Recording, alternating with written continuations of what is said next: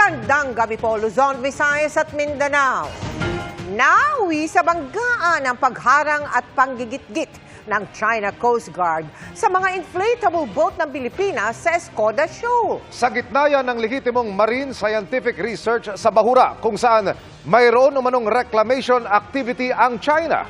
Sa ilalim ng dagat, namataan naman ang mga namumuti at mga patay na koral. Nakatutok si June Veneracion.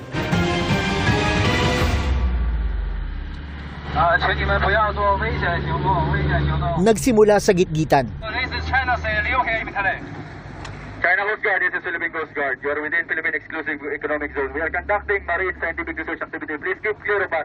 Nauwi sa harangan hanggang magbanggaan.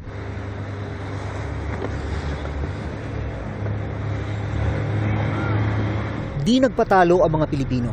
We are conducting marine scientific research. Please do not interfere. Ang engkwentrong ito ng mga rubber hull inflatable boat o RIB ng China Coast Guard at Philippine Coast Guard nangyari noong Martes, June 4 sa Escoda Shoal, na kilala rin bilang Sabina Shoal. Mahigit 70 nautical miles lang ang layo sa Palawan. This is the China Coast Guard. This is China Sea. New here immediately. New here. China Coast Guard, this is Philippine Coast Guard. You are within Philippine Exclusive Economic Zone. Nagsimula ang iringan ng subukang pigilan ng China Coast Guard ang marine scientific research ng mga eksperto mula sa University of the Philippines na dala ng Philippine Coast Guard. Harangan ng RIB ang sitwasyon ngayon dito, pagalingan ng pagmaniobra sa pagitan ng Coast Guard ng China at ang ating Philippine Coast Guard. Ang ginagawa ng Philippine Coast Guard ay hinaharangan itong mga miyembro ng Chinese Coast Guard na makalapit sa team ng University of the Philippines. Kailangan maging maingat sa pagmaniobra dahil mababaw ang bahagi na ito ng Sabina.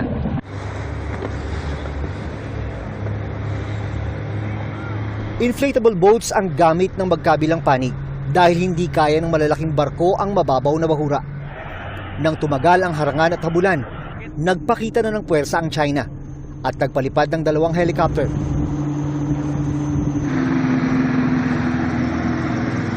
Inilabas din ng Chinese Navy ang dalawa nitong hovercraft na sa lakas pa lang ng makina ay pwede nang magpataob ng RIB, lalo na ng rubber boat. This just an action for China to intimidate ang ating mga marine scientists para tigilan nila yung ginagawa nilang survey dito sa Escoda Shoal. Walang dahilan para sabihin ng China na ang amphibious operation nila is legitimate.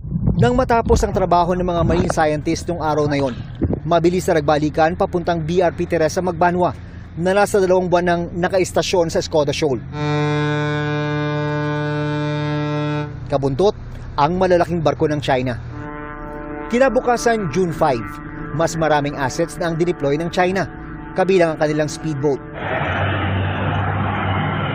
Okay, tuloy na kayo, Albo, tuloy na kayo.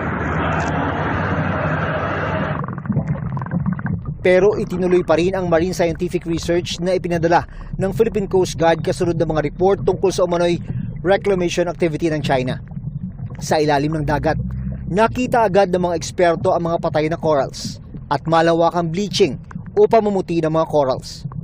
Meron ding mga lugar na magandang tignan pero nang suriin, may indikasyon din ng bleaching, sinyales sa maaring tuluyang mamatay kapag hindi nakarecover. Kapag hindi siya nakarecover, mamamatay siya, parang sa tao.